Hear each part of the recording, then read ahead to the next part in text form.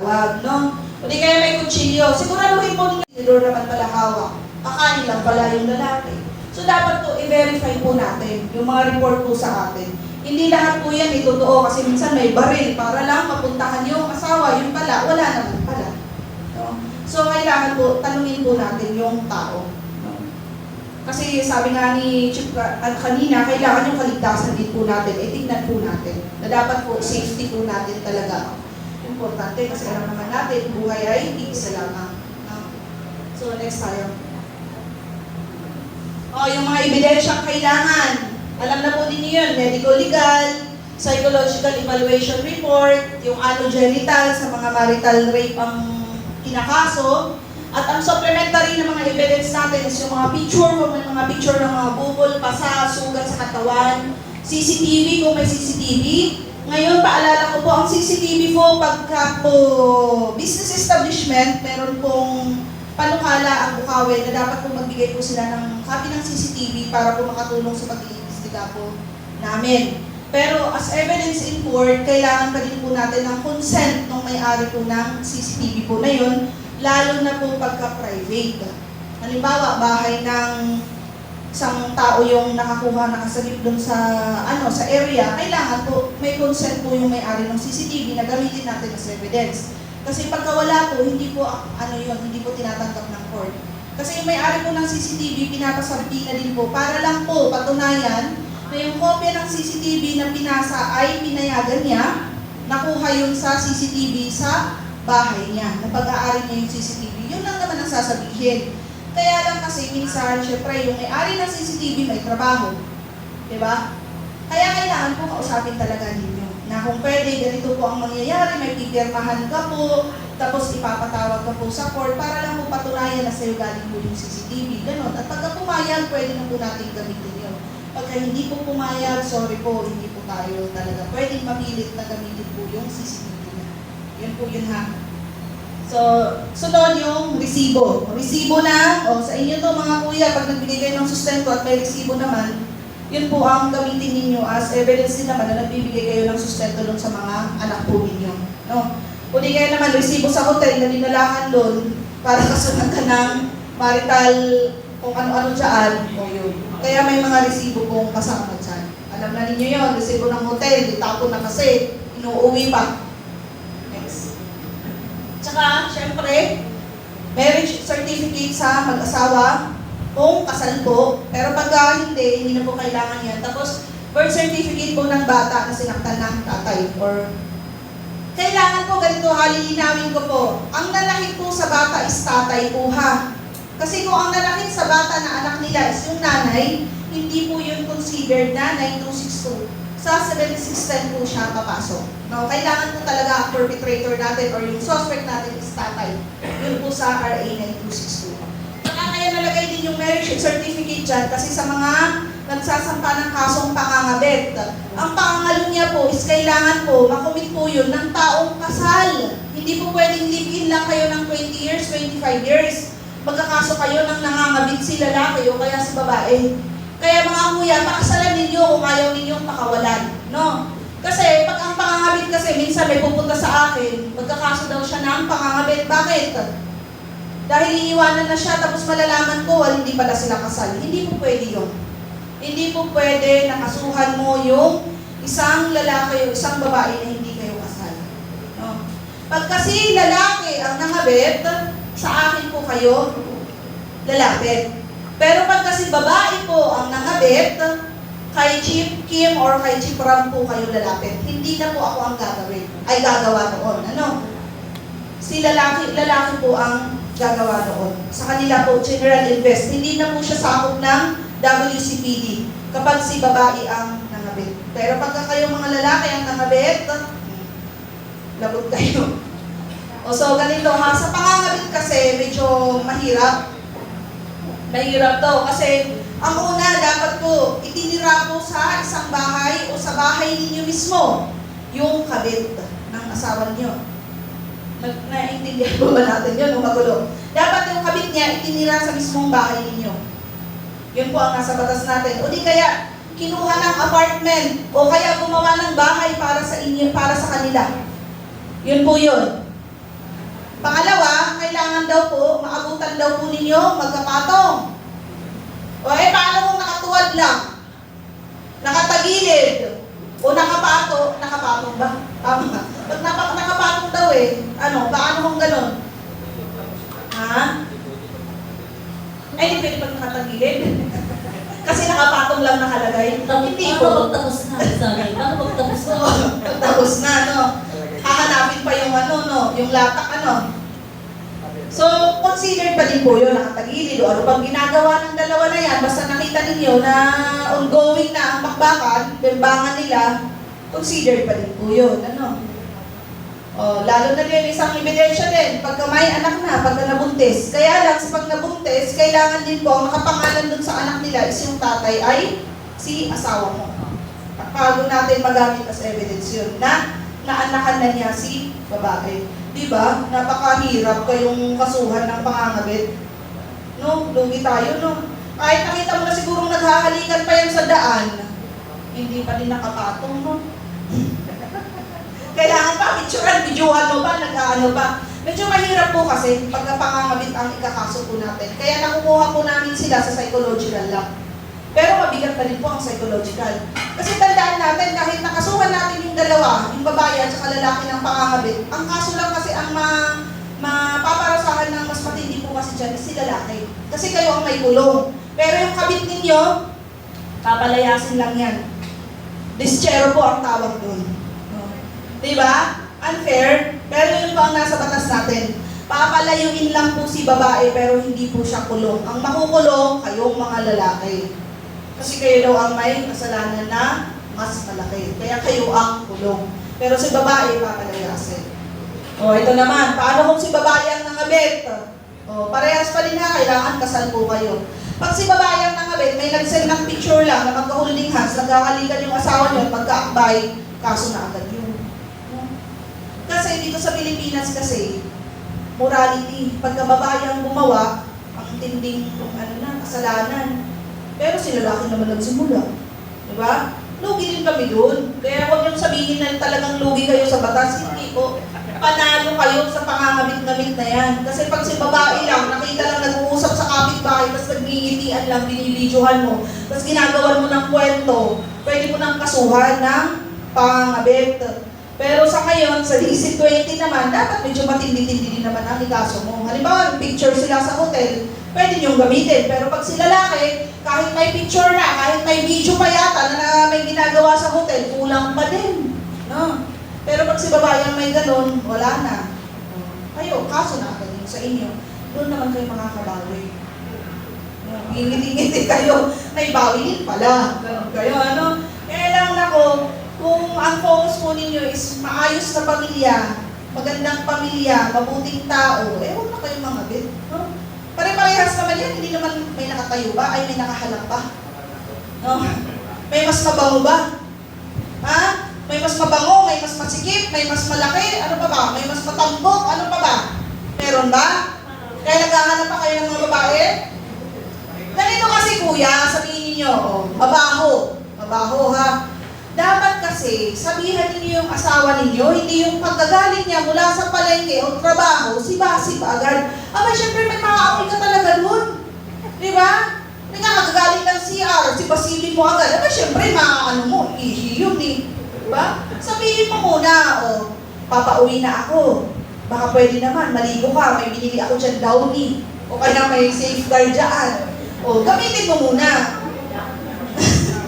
Para mabango, di ba? Downy. O kung hindi Downy, may Del. Ano pa ba? Huwag naman Sunrox sa makakasuka yun. Di ba? Ganun sabihin nyo sa asawa nyo para mabango. Kasi pag kayo, sabihin nyo mabango yung kabit. Siyempre, alam naman yan kung anong gagawin nyo. Pagka nagpunta kayo nun, siyempre, magpapabango yun. Di ba?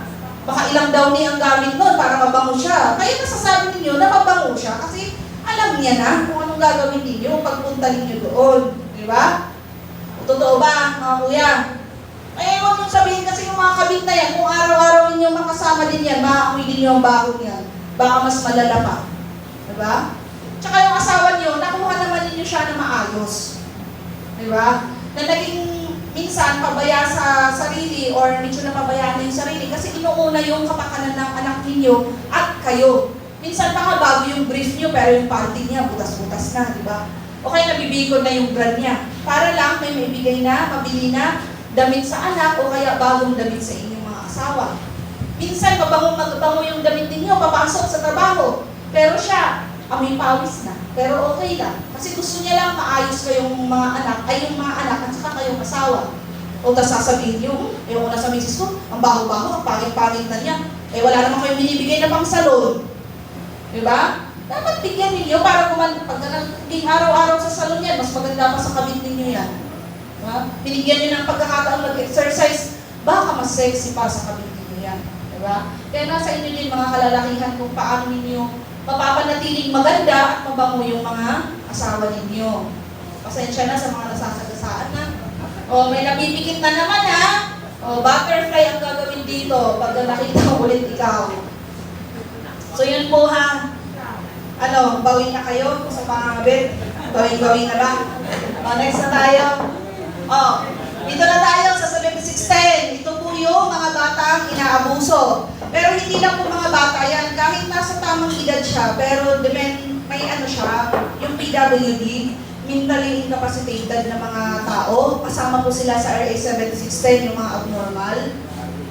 Sabihin ko na abnormal na po talaga kung may mga abnoy na ano, kasali po sila sa 7610. Kaya mag-ingat po kayo kasi may mga ibang tao na magandang tingnan, pero may kapansanan po pala. Pagka sila inabuso ninyo, pasok po sa 7610, 80 to 100,000 pa rin po ang bail niya. No? Next tayo. So yan, ang biktima po ay 17 years old, pababa lahat po yan. Pagka 18 na, wala. 17 years old in 11 months in 9 days, kasama pa din po. Basta 17, nasa 17. No, so yan, person who's not capable to protect themselves. Yun po nga po yung mga abnormal. So ang suspect natin kahit sino, mapababae man yan, mapalalaki man yan, kahit pa minor po yan, nakakakomit po sila ng RA 7610. Yun po ang tatandaan nyo, ang pagkakaiba po sila nila sa RA 9262. So ano ang mga klase din ng pang-aabuso sa RA 7610? So meron tayong physical, psychological, ang financial, tanggalin po natin yan, hindi po kasama. Kaya lang minsan nilalagay po nila dyan sa RA 7610, pero actually sa RA 9262 dapat yan, yung sinabi ko sa inyo kanina. Tapos sa sexual abuse, and then sa sexual abuse, sa baba niyan dapat nakaganon yan. Online sexual abuse kasi nga may online po tayo. So halos parehas lang din po yan sa RA 9262. Ang tatanggalin lang po dyan is yung sa financial at saka sa, ano yung isa kanina doon? Economic. Hindi na po yung kasama dyan. So physical, psychological, at saka sexual abuse lang po yan. Yan po yung sa RA 7610 natin. Parehas ng mga ebidensya, parehas ng mga requirements, at saka pinaka-importante po niyan is birth certificate. Yun lang naman po yan. Same lang po yan. So yan. Okay lang din po. Sa evidences, parehas lang din po sila. Next. So sa PWD, hindi po ninyo sasabihin sa akin na abnormal yung isang tao na yun kung wala po siyang PWD ID o kaya wala siyang medical report na may kapansanan po yung tao. Hindi po siya makukover ni RA 7610 pagka wala po siyang mga ganun na ID o mga report po na galing sa doktor o kaya sa psychologist. Next. So naiintindihan po natin si RA 7610. Lahat po ng mga pang-aabuso, pananakit sa mga bata, pasok po yan na ang perpetrator po or ang suspect po ay hindi po tatay. Hindi po tatay. So pasok sa RA 7610. Pagka nanay ang nanakit din, RA 7610. Pero si tatay, RA 9262. So yan, dinamay ko na si rape. Ito, magigising na naman ulit kayo dito. Paano ba nakukumit ang rape? Ha? Pamimilit. O, parang yung kanina, pamimilit na, pumasok, trespassing. Sa mga nagtitrespassing dyan. So, ang rape po, pagka nangyari po ba sa loob ng hotel, ang nagre-reklamo ng rape ay nasa tamang edad. Consider po ba ninyo na rape yun, pero pumayag naman siyang pumasok sa hotel na yun? Diba? Paano yung masasabi na ginahasa kayo pero kayo ang nasa loob ng bahay ng lalaki? Kayo ang nasa loob ng kwarto. Diba? Nakakaduga. Unless lasing ka, tapos pinasok ka, nakita sa CCTV, pasan-pasan ka na pinasok sa bahay niya. Yun, pwede pa yun. Pero kung yung makita naman na naglalakad kayong dalawa, nagingitian pa kayo, naggaganunan pa kayong papasok doon sa bahay, abay, hindi po rape yun.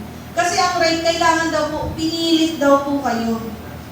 Pinilit kayo na ayaw ninyo, pinainom kayo ng nakakahilo. Kaya lang, minsan, sa alak, no? Kasi minsan may nagagahasa, nagiinuman daw sila. Di ba tayo mahahalata naman natin kung yung lalaki, gaganon-ganon yung mata sa'yo o nakaganon na sa'yo, may something na yun, di ba? Kaya discretion na nating mga kababaihan na pagka may nakaganon na sa atin, umalis na tayo doon. Lalo kung hindi naman natin bet, hindi natin type at mukhang bakulaw, di ba? Kaya lang, minsan naman, alam na ninyong may something na doon sa kainuman ninyo, tuloy pa din ang inom, di ba? Tapos kayo namang mga kainuman, anong ginagawa ninyo? Sinusulsulan pa ninyo. Minsan, sila pa nilalasin ninyong dalawa para maiwan ninyo doon sa lamesa, umaalis na kayo, bahala na kayo. Diba? Imbis na huy pare, tanungin mo muna kung napayag, ngayong hindi siya masyadong lasing. Para kung hindi man na siya pumayag sa gagawin mo, huwag mo nang ituloy, pumunta na lang tayo ng lulumboy. Ganon. Hindi yung kayo pa ang nagsusunsunan. Sige pare, lasingin natin, tapos iuwi mo na lang. Ikaw nang bahala dyan, basta ikaw ang bahala sa inumin natin. Hindi parang binibenta din ninyo yung tao. Diba? Kaya minsan, pag nalasing sila, kasi sinabi, ginahasa siya, parang medyo na din kami na, talaga, nag-inuman kayo, alam mo naman pala na bakulaw yung kainuman mo, bakit nagipag-inuman ka pa? Ayaw mo pala dun sa tao, bakit nagipag-inuman ka pa? Batas kwento pa ng mga kabarkada mo, nagipag-apiran ka pa, nagpapahatid ka pa sa CR, o nagpapaalalay ka pa, umaakbay ka pa. Diba? Meron palang balak yung tao na yun na hindi maganda sa'yo. Tapos saan pa kayo nagpunta? Sa hotel pa. O tapos magre-reklamo ka. Kaya sabi nila, baka siguro hindi nasarapan. Ha? Baka hindi na naka-isang round si kuya. Baka hindi pala makatayo. Kasi lasing. O, nagreklamo si babae. Kaya may rape na kinaso sa kanya. Laging sinasabi na dapat sa lahat ng gagawin ninyo, lalo na pagka ganun, Israel, para mawala. Kayo, sino kayo? Alam mo yung alam na, yung Hindi, baka nakatayo na din kaya ayaw tumayo Tayo na. Tingin, baka Tayo, nakatayo na. pagpag. Sige. Tayo. Pag na. Yan, sige. Tayo. Talaga din ko, masakit talaga. May kape. Ay, kape! Mama. Dapat pala ganun. Ihanda yung artist ninyo. Magpaano ka? Magpag-is ka. Oo nga, meron pa Meron tayong pa-premyo. Meron tayong pa-premyo, bench na towel at bench na mabango. Kaya tayong kagalante. Kaya magpag-is ka na. At meron tayong mga prizes. Walang mga single dito. Lahat double. Ay, si ate pala. O, sinong single na iba pa? Meron? Si kuya, single ka? Meron. Doble. O, sinong single dyan? Yung walang sabit. Ikaw, kuya? Halika dito. Halika dito, kuya. May single na ako dito. Oo. May mahal pa kayo tayong wala kang asawa. Ilang taon na po kayo, kuya? 49. 47. 62. Bakit nakagalit ka? Ha? Pero nakakailang rounds ka? Nakakailang rounds ka pa sa tingin mo? Ikot doon sa barangay? Marami. Ikaw, kuya, nakakailang ikot ko sa barangay? Ha? Magdamag? Uy, kaya magdamag! Siguro. Magdamag, Kaya mo magdamag. Siya, maraming ikot siya. Pwede yan. Ha? Matibay pa tuhod. Meron pagpapraktisan. Mamaya, magkuha lang kayo ng number, ha? Lulumboy. May lulumboy po ba dito? Pahingi naman ako ng sponsor ninyo sa Jansis. Meron, di ba? Bigyan natin din natin magpa-practice. Sino gusto maglaro? Dito, dito. Kailangan ko ng 5, kahit 5 lang. Hindi, isa lang mananalo doon. 5, pero isang mananalo. Ay, ayaw nila. Babae na lang eh, pwede po. Yan. Uy, may pa-premyo. Habang nagkakape yung iba. Takalin mo yung bag mo, baka masabit yung kamay mo. O, palaro, 5. Meron tayong laro.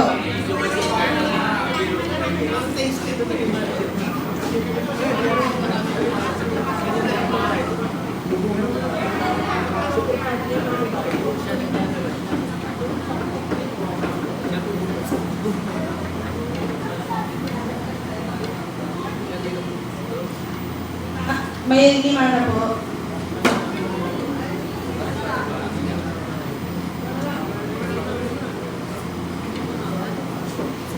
Oh, gusto pa ba ninyo? 5, 6, pwede. Oh. Kahit marami. Meron pa bang gusto? Sige ba, join pa kayo. Ikaw na kuya. Ayaw ko na. Sige na. Pwede pa. Kasi hindi niya naman kayong pag-ganon eh. Sige. Okay na yan. Sige, doon ate. Pag-ganon pa ang linya.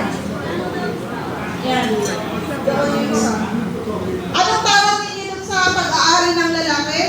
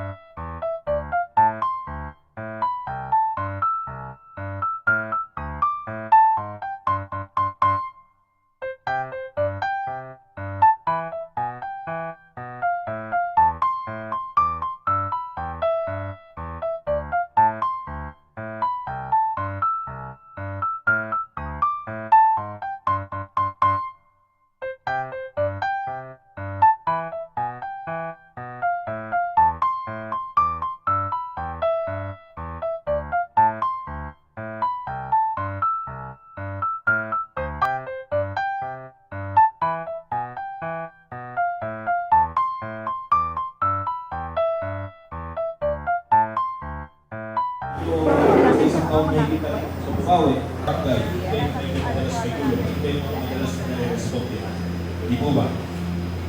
Pangatlo po, applying the basic emergency skills as a weapon in obstruction